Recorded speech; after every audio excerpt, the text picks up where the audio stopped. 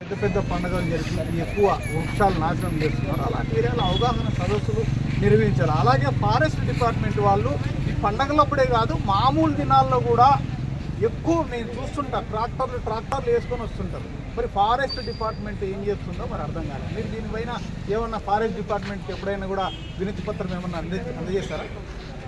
సాధారణంగా మనం పండుగను రద్దు చేయాలని చెప్పేసి కోరం.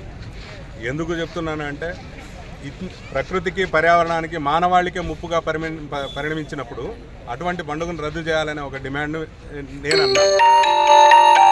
మరీ ముఖ్యంగా ఈరోజు ఫారెస్ట్ డిపార్ట్మెంట్ కోట్లాది రూపాయలు ఖర్చు పెడుతున్నారు. మొక్కలు నాటడానికి, చెట్లు పెంచడానికి, అనేక కొండలు ఏవైతే ఉన్నాయో కొండ ప్రాంతాల్లో పెద్ద పెద్ద వృక్షాలు పెంచడానికి అనేక కోట్ల రూపాయలు ఖర్చు పెడుతున్నట్లు పేపర్లపైన రాసుకుంటున్నారు. కానీ ఎక్కడ ఫలితం అయితే ఉండడం లేదు.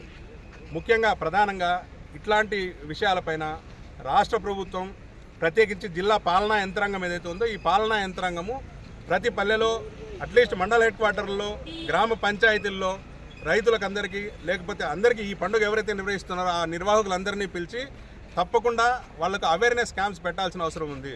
చెట్లు కాల్చుకోకుండా, ఆ అగ్నిగుండం వేయకోకుండా పీరుల పండుగ చేసుకోవచ్చు. అదేం పెద్ద విశేషం కాదు. వీళ్ళు రకరకాల సంస్థలు ఉన్నాయి. పెటా అనే ఒక సంస్థ ఉంది. ఏదైనా చిన్న కుక్కకో లేకపోతే గొర్రెకో పందికో ఏదైనా జరిగితే వెంటనే వచ్చేస్తారు.